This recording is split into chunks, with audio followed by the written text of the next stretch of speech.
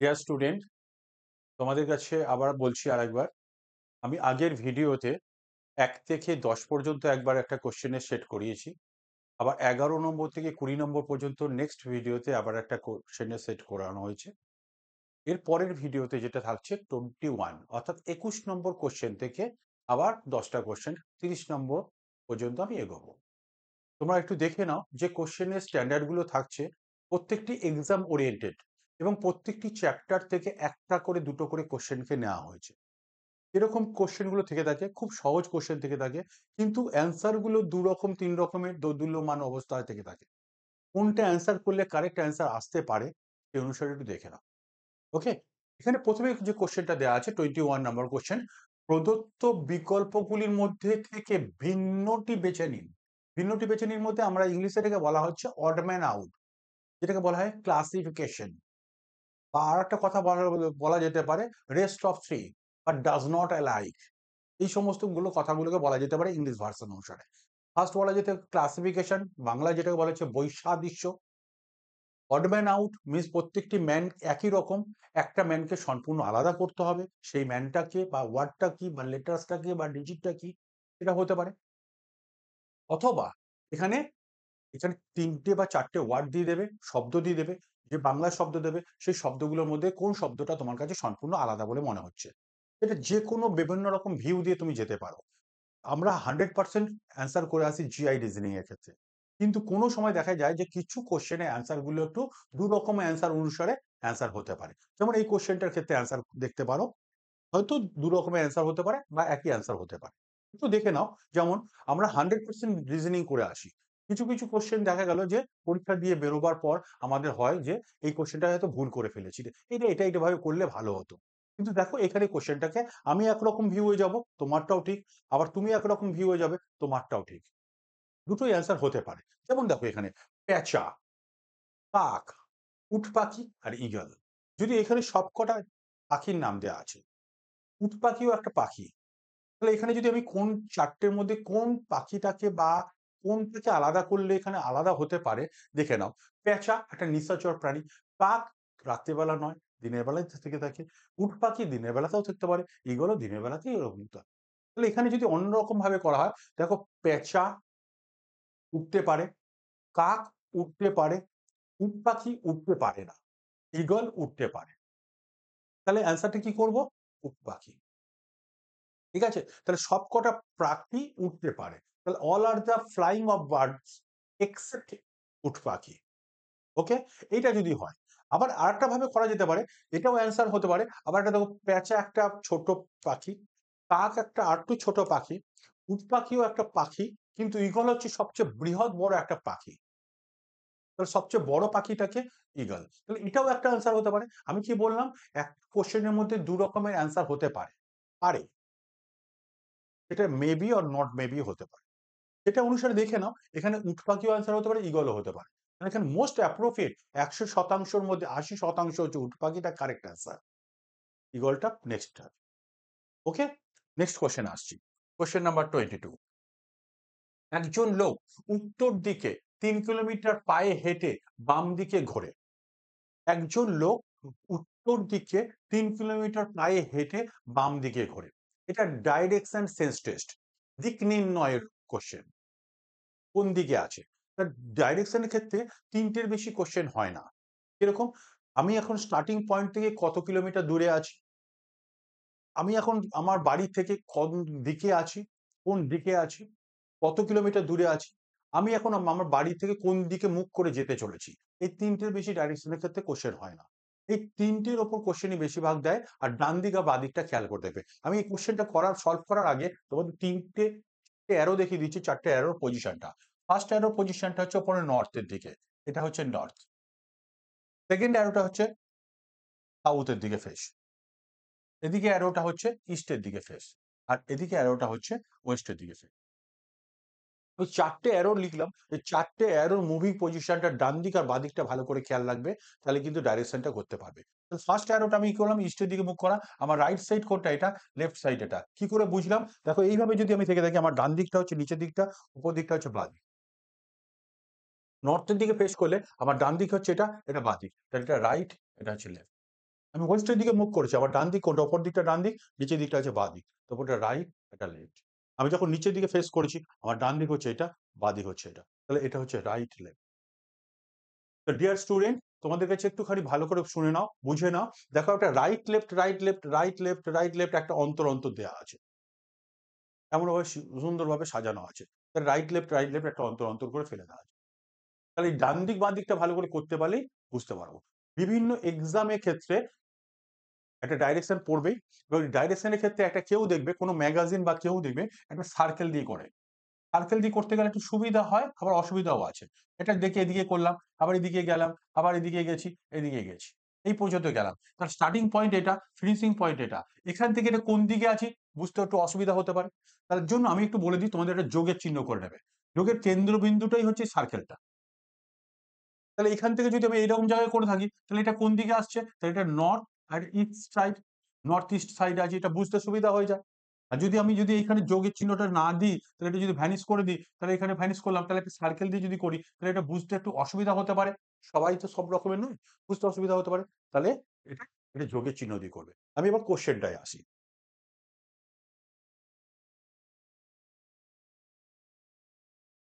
দেখো কি বলেছে, একজন লোক উত্তর দিকে 3 কিলোমিটার পায়ে হেঁটে। তাহলে আমি একটা কি করব, একটা যোগের চিহ্ন দেবে। যোগের চিহ্নর মাঝখানে কেন্দ্রবিন্দু রয়েছে সার্কেলটা। ঠিক আছে? একজন লোক উত্তর দিক কোনটা? উপর দিকটা। 3 কিলোমিটার পায়ে হেঁটে, 3 কিলোমিটার উপর দিকে গেছে।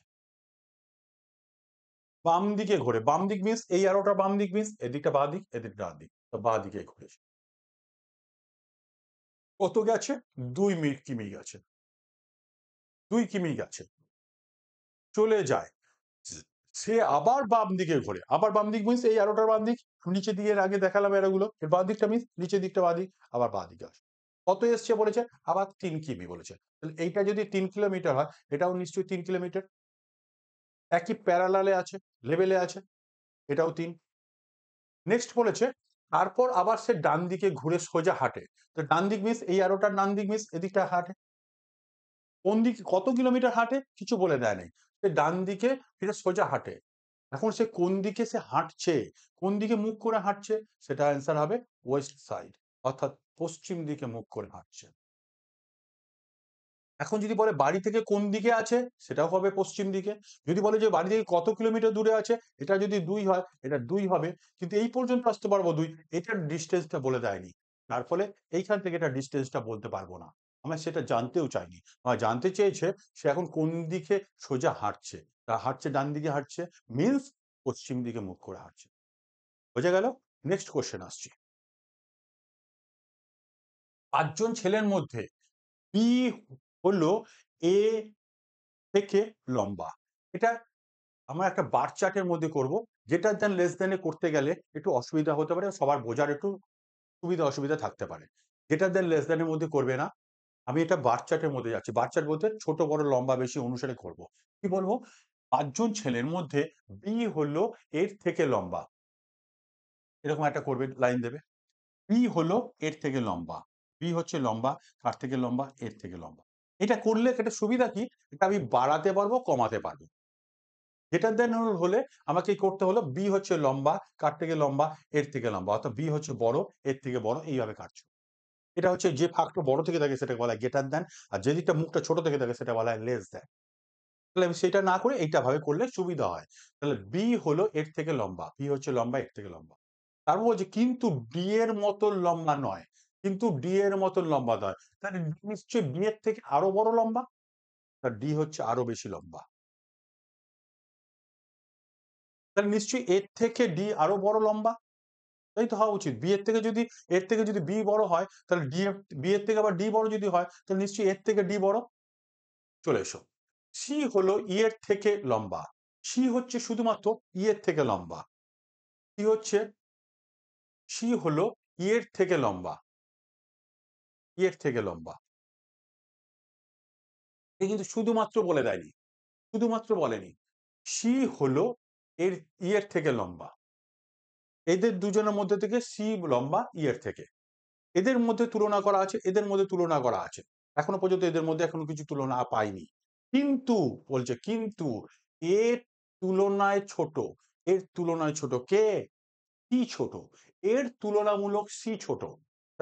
সি ছোট যদি হয়ে থাকে তাহলে নিশ্চয়ই এ আর একটু বড়, বি আর একটু বড়। এর থেকে তো বি বড় ছিল। এবার বলেছে কি সি এর তুলনামূলক ছোট। এর তুলনামূলক কে ছোট? সি ছোট। সি ছোট এর তুলনামূলক। তাহলে নিশ্চয়ই এখানে সবচেয়ে ছোট ব্যক্তিটাকে ই, তারপর সি, তারপর এ, তারপর বি, তারপর ডি। এখানে বলছে সব থেকে লম্বা কে, এদের মধ্যে সব থেকে লম্বা কে? লম্বা সবচেয়ে বড় ব্যক্তিটা হচ্ছে ডি, অ্যান্সার হবে ডি। যদি বলা হয় এখানে পজিশন ভাগ করা হয়, ফার্স্ট পজিশন হচ্ছে এ, সেকেন্ড পজিশন হচ্ছে এটা, থার্ড পজিশন হচ্ছে এ, ফোর্থ পজিশন হচ্ছে এ, আর ফিফথ পজিশনে হচ্ছে। যদি কোনো সময় যদি থার্ড মেম্বারটার নাম কি, তখন তুমি 1 2 3 এ করবে। যদি বলা হয় যে ফোর্থ মেম্বারটার নাম কি, অ্যান্সার হবে সি। এইভাবে বাছাই করতে হবে। এটা গ্রেটার দেন লেস দেন করার থেকে বার চার্টে করলে সবচেয়ে সুবিধা হয়। বুঝে গেছে? তো অ্যান্সারটা হবে ডি। নেক্সট কোশ্চেনে আসছে। একটি নির্দিষ্ট সাংকেতিক ভাষায় এ কে সি লেখা হয়, এর রিপ্লেসে কি লিখতে পারো? সি লিখতে পারো, লেখা হয়। বি কে ডি লেখা হয়, সি কে ই লেখা হয়। এইরকম ভাবে অ্যান্ড সো অন এরকম ভাবে চলতে থাকো। তাহলে তোমাকে যে ওয়ার্ডটা পরে দিয়ে দেওয়া আছে সেইটা সমান তুমি কি লিখতে পারো? তাহলে কি আসছে? লেখাটা আছে হচ্ছে এইটা। তাহলে এখানে আমি লিখে নিই, C H I A M A T A L U R. এই কথাটা আমি লিখেছি। এবার কি বলা আছে একটা জিনিস ভালো করে খেয়াল রাখবে, এটা উল্টো পাল্টে করতে গেলে আমাদের মাথাটাও একটু উল্টো পাল্টা হয়ে যেতে পারে। এরকম এ কে সি লিখতে পারো, তাহলে কি এরপর বি বাদ দিয়ে সি, এর জায়গায় কি লিখতে পারো? বি বাদ দিয়ে সি, তাহলে সি এর জায়গায় কি ডি বাদ দিয়ে ই, তাহলে একটা লেটার্সকে ড্রপ আউট করা হচ্ছে, একটা লেটার্সকে ড্রপ ড্রপ করে লেখা হচ্ছে। সেরকম দেখো বি কে সি বাদ দিয়ে ডি লেখা যেতে পারে, সি কে ডি বাদ দিয়ে ই লেখা যাবে, তাহলে একটা লেটার্সকে ড্রপ করে লেখা হচ্ছে। তাহলে আমাকে এইটা দেয়া আছে, তাহলে এইটা সমান কি লিখতে পারো? তারপর সির পর কি লিখবো? ডি বাদ দিয়ে ই লিখবো। এইচ এর পর আই বাদ দিয়ে কি লিখবো? জে লিখবো। আই এর পর জে বাদ দিয়ে কি লিখবো? কে লিখবো। এরপর এল বাদ দিয়ে কি লিখবো? এম লিখবো। এম এর পর এন বাদ দিয়ে ও, এরপর বি বাদ দিয়ে সি, জি এর পর এইচ বাদ দিয়ে আই, এরপর বি বাদ দিয়ে সি, এল এর পর এম বাদ দিয়ে এন, ইউ এর পর ভি বাদ দিয়ে ডাব্লিউ, আর এর পর এস বাদ দিয়ে টি। এই অ্যান্সারটা কোথায় আছে দেখে নেবো। E J K, E J K, M O C, M O C, M O C N হবে, M O C N, M O C I N, M O C I N W T. Answer হবে 2 নম্বর। এই কোশ্চেনটা কোথায় আছে আমি আরেকবার বলে দিচ্ছি। প্রত্যেকটি লেটার্সকে এর জায়গায় কি লিখতে পারো? সি লিখতে পারো। তাহলে একের পর বি বাদ দিয়ে সি, এরকম প্রতিটি বি এর পর সি বাদ দিয়ে ডি, সি এর পর ডি বাদ দিয়ে ই, একটা করে লেটার্সকে ড্রপ আউট লেখা আছে, বাদ দিয়ে দিয়ে লেখা হচ্ছে। সেরকম এইটাকে একটা বাদ দিয়ে দিলেন, সি এর পর ডি বাদ দিয়ে ই, এইচ এর পর আই বাদ দিয়ে জে, জে এর পর কে বাদ দিয়ে আই এর পর জে বাদ দিয়ে কে, এর পর এল বাদ দিয়ে এম, এম এর পর এন বাদ দিয়েও একটা করে লেটার্সকে ড্রপে। এই অ্যান্সারটা কোথায় আছে? অ্যান্সারটা দেখা যাচ্ছে 2 নম্বর। নেক্সট কোশ্চেনে আসছে, বিষমটি বের করো। কোনটা? আবার বলছি, এটাকে অড ম্যান আউট বলা যেতে পারে। যে 4 টে ওয়ার্ড দিয়ে দেবে, 4 টে ওয়ার্ডের মধ্যে কোন ওয়ার্ডটা সম্পূর্ণ আলাদা বলে মনে করছো? লঙ্কা, রসুন, আদা আর হচ্ছে আলু। তাহলে আমাদের সবকটাই শাকসবজির মধ্যে পড়তে থাকছে। আলু আমরা হচ্ছে রান্নার ক্ষেত্রে লেগে থাকে, আদাও লাগছে, রসুনও লাগছে, লঙ্কাও লাগছে, আবার আদাও লাগছে। সবকটা 4 টেই লাগছে। কিন্তু এই 4 টের মধ্যে 3 টি হচ্ছে spice. Spice means S P I C, spice means মসলার জাতীয়। কে, কে মসলা জাতীয়? লঙ্কা, আদা, লঙ্কা, রসুন। আদা, লঙ্কা, রসুন। এই 3 টি হচ্ছে স্পাইস, যেটাকে বলা হচ্ছে মসলা। আর আলুটা হচ্ছে শুধুমাত্র সবজির মধ্যে পড়ছে, অর্থাৎ যেটাকে বলে ভেজিটেবল। তাহলে অ্যান্সারটা করব, বোঝা গেছে? নেক্সট কোশ্চেনে আসছি। NIX, আমি আবার লিখে নিচ্ছি কোশ্চেনটাকে এদিকে, এখানে দেখানোর সুবিধার জন্য। NIX, কমা LKD, কমা JMT, কমা HOR, তারপর নেক্সট একটা আনতে হবে। আমি এখানে বলে দিই তোমরা কিভাবে করবে। দেখো যেভাবে এসছে এইচ থেকে আগে দিকে নাও, প্রত্যেকটি প্রথম লেটার্স গুলো একটা কিভাবে আসতে হচ্ছে। প্রত্যেকটি প্রথম লেটার্স গুলোকে একটা ড্রপ আউট হতে পারে, দুটো হতে পারে, +1 -1 +1 -1 এভাবেও যেতে পারে। আমি ছবি এঁকে দেখিয়ে দিচ্ছি। দেখো এইচ থেকে জে এসো, এইচ এর পর আই বাদ দিয়েছে, এরপর কে বাদ দিয়ে এল, অ্যারোটা দেখিয়ে দিচ্ছি, এল এর পর এম বাদ দিয়ে এন, এইভাবে এসছে। তাহলে এইচ এর আগের লেটার্সটা আমি আসতে পারি। তাহলে যদি সাপোজ আমি এফ করা হয়, এফ এর পর জি বাদ দিয়ে এইচ, অ্যান্সার ফিগারটা কি পেলাম? এফ। নেক্সট আসছি দেখো, এখানে আই এর পর জে বাদ দিয়ে কে, অ্যারোটা কোন দিকে এসছে? এদিকে এসছে। এরপর এল বাদ দিয়ে এম, এল বাদ দিয়ে এম, এম এর পর এন বাদ দিয়ে ও, অ্যারোটা কোন দিকে গেল দেখো, আগের অ্যারোটা কোন দিকে গেছিল? এদিকে গেছিল। আর মাঝেরটা, মাঝের লেটার্সটা আসছে কি, একটা অন্তর অন্তর করে লেটার্স আসছে, অর্থাৎ যেটাকে বলা হয় +1 -1 +1 -1, সেভাবে করতে পারো। তাহলে এখানে দেখে নাও প্রথমে আই এর পর জে বাদ দিয়ে কে, কে এর পর এল বাদ দিয়ে এম, এম এর পর এন বাদ দিয়ে ও এর পর পি বাদ দিয়ে কিউ। তাহলে মাঝের লেটার্সটা পাচ্ছ এফ কিউ। এবার অ্যান্সার গুলোর মধ্যে চুজ করতে পারো, দেখতে পারো যদি এফ কিউ দিয়ে কার কার আছে, এইটার আছে, এইটার আছে, এইটার আছে। অনেক সময় যে পুরোটা না করেও দেখবে একটাই অ্যান্সার পাওয়া যেতে পারে, তাহলে সেটাকেও দেখে টিক মেরে দিতে পারো। নচেত এবার পুরোটাকে করে দিচ্ছি। তারপর দেখা যাচ্ছে এক্স, ডি, টি, আর, নিশ্চয়ই এদিক থেকে গেছে। আর এর পর এস বাদ দিয়ে টি, আর এর পর এস বাদ দিয়ে টি, টি এর পর ইউ বাদ দিয়ে ভি, ভির পর ডাব্লিউ বাদ দিয়ে এক্স, এইভাবে গেছে। তাহলে অ্যান্সার ডান দিক থেকে বাঁ দিকে এসছে। নিশ্চয়ই এখানে যদি আমি করা হয় কিউ, যদি এখানে পি করা হয়, তাহলে পি এর পর কিউ বাদ দিয়ে আর, পি এর পর কিউ বাদ দিয়ে আর এর পর এস বাদ দিয়ে টি, টি পর ইউ বাদ দিয়ে ভি, ভি পর ডাব্লিউ বাদ দিয়ে এক্স। তাহলে অ্যান্সারটা পেলাম এফ কিউ পি। কোথায় অ্যান্সারটা আছে? F Q P, number 2। Next question আসছি, কোশ্চেন নাম্বার 27। বিবৃতি দেওয়া আছে আর সিদ্ধান্ত দেওয়া আছে, যেটাকে ইংলিশে বলা হচ্ছে স্টেটমেন্ট অ্যান্ড কনক্লুশন, যুক্তি বাক্য আর হচ্ছে সিদ্ধান্ত। ঠিক আছে, এখানে আমাকে ভেন ডায়াগ্রাম অনুসারে কাজ করতে হবে। কি ভেন ডায়াগ্রাম? যে কোশ্চেনটা পড়া বলে দেওয়া থাকবে সেইটা অনুসারে করব। যেটাকে বলা হয় কিছু, কিছু মিন্স ইংলিশে বলা হচ্ছে সাম।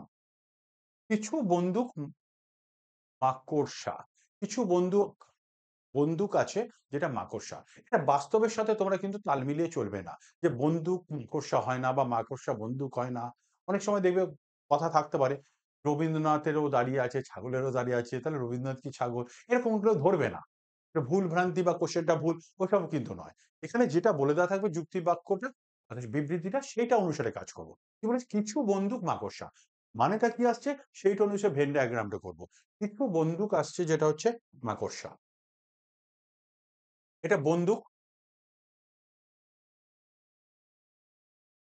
কিছু বন্দুক মানেটা কি আসছে, কিছু বন্দুক, এখান থেকে কিছু বন্দুক নিলাম, যেটা হচ্ছে মাকড়সা,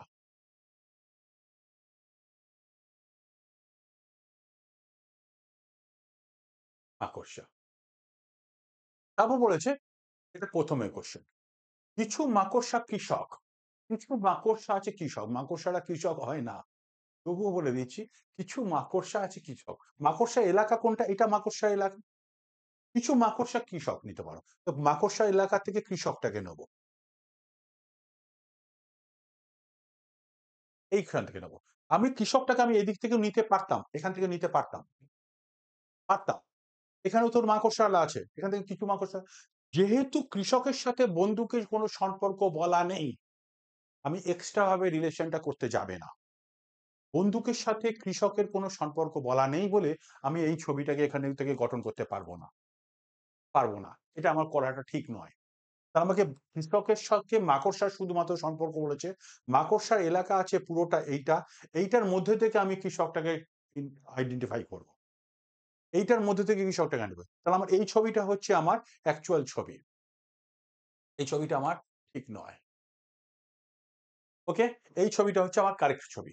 এই ছবিটা অনুসারে আমার কি অ্যান্সার করা আছে, সিদ্ধান্ত কি করা আছে। দেখা যাক কিছু বন্দুক কৃষক, কিছু বন্দুক কৃষকের এলাকা কোনটা? এইটা, এইটা বন্দুকটা, এই কৃষকটা কি বন্দুকের মধ্যে গেছে?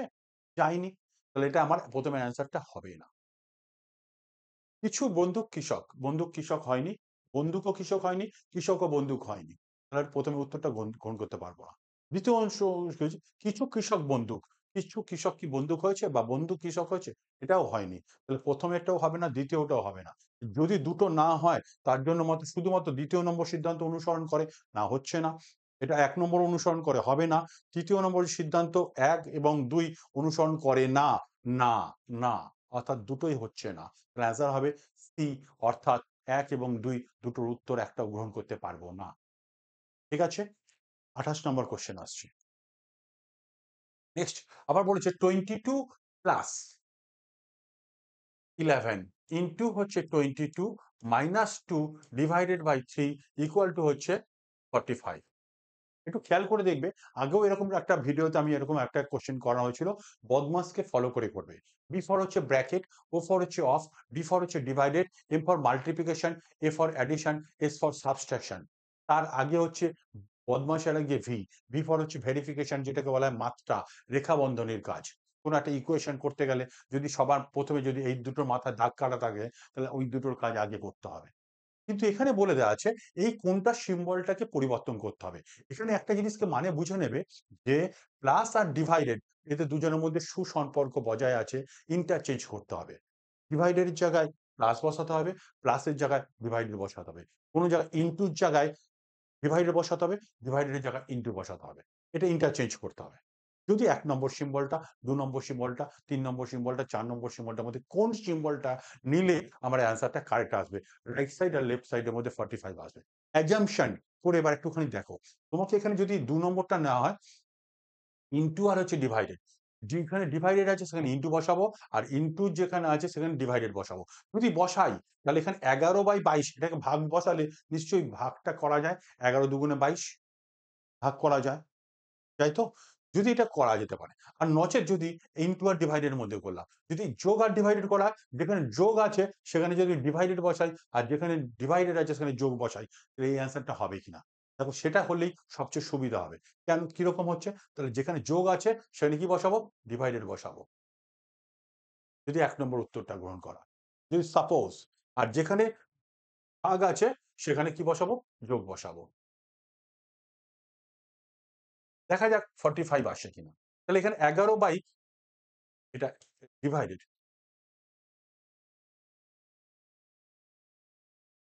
22 ডিভাইডেড 11 ইনটু হচ্ছে 22। তাহলে এটাকে আমি যদি ডিভাইডে বসাই তাহলে এখানে কি আসলো? ২২ কে ১১ দিয়ে যদি ভাগ করা হয় তাহলে অ্যান্সার পাবো কত? 2 ইনটু 22 মাইনাস 2 প্লাস 3, ইকুয়েশনটা এটা আসছে। এটা 22। তাহলে ২২ দুগুণে কত, আগে গুণের কাজ। ২২ দুগুণে কত হলো? ৪৪ মাইনাস 2 প্লাস 3। এবার কার কাজ আগে? বদমাশ অনুসারে এখান থেকে বিয়োগ করতে পারো। ৪২ আর ৩ এ ৪৫ অ্যান্সার হতে পারে। কিন্তু তোমার সিস্টেম অনুসারে ৪৪ আর ৩ এ কত হবে? ৪৭। এই দুটোর কাজ আগে করতে হয়। কেন করতে হয়? সামনের দিকে এখানে কিছু সিম্বল না থাকা মিনসই হচ্ছে প্লাসের সিম্বল। অর্থাৎ ৪৪ আর ৩ এ কত হয়? ৪৫। সরি, ৪৪ আর ৩ এ হচ্ছে ৪৭। ৪৭ থেকে যদি ২ বিয়োগ করা হয় তাহলে অ্যান্সার হবে 45। তাহলে এটা 45, এটা 45 কারেক্ট অ্যান্সার। তাহলে কোন অ্যান্সারটা গ্রহণ করলাম? তাহলে ফার্স্ট এর অ্যান্সারটা গ্রহণ করলাম। প্লাসের জায়গায় ডিভাইডেড, ডিভাইডেড এর জায়গায় প্লাস। এই সিম্বল দুটো ইন্টারচেঞ্জ করলে আমার অ্যান্সারটা কারেক্ট আসবে। বোঝা গেছে? এবার দেখে নাও, যদি আমি এখানে তুই ৪৪ থেকে ২ বিয়োগ করলে ৪২ হতে পারে। ৪২ এর ৩ এ ৪৫, এটাও অ্যান্সার হতে পারে। কিন্তু না হওয়ার কিছু না। কিন্তু ব্যাপারটা হচ্ছে আগে যোগের কাজ করতে হয়। বদমাশ অনুসারে আগে যোগের কাজ, তারপর বিয়োগের।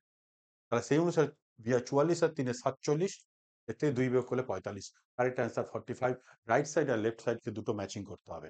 নেক্সট কোয়েশ্চেন এ আসছি। Question number 29। এটা সিরিজ, গিভেন দ্য সিরিজ, যেটাকে ডিজিট সিরিজ বলা হয়।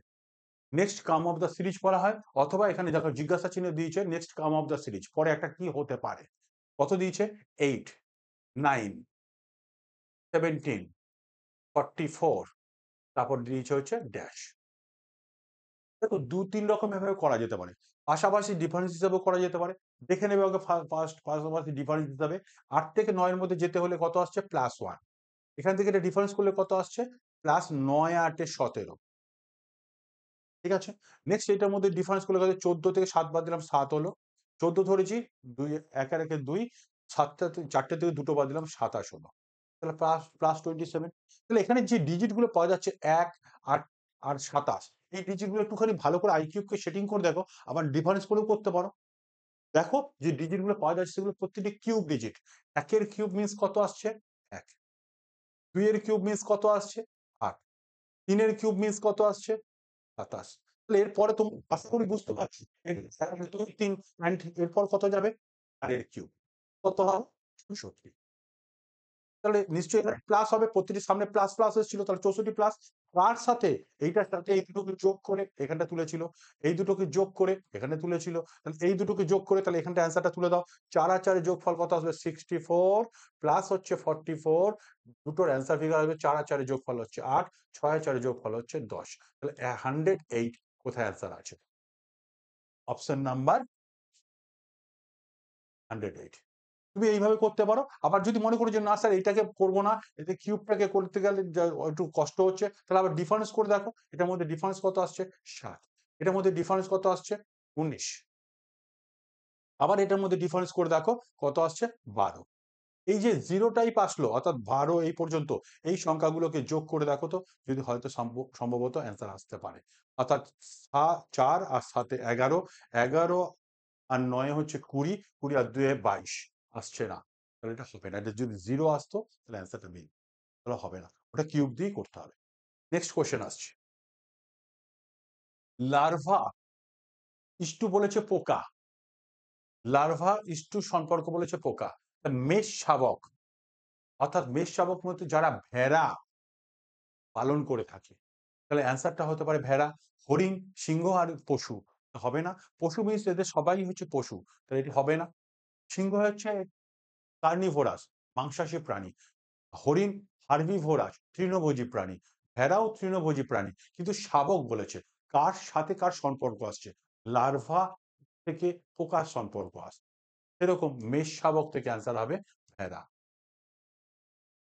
30 নম্বর কোশ্চেন পর্যন্ত তোমাদের সামনে ডিসকাস করলাম। নেক্সট ভিডিওতে আবার তোমাদের সাথে দেখা হবে পরের কোশ্চেনগুলো। ওকে।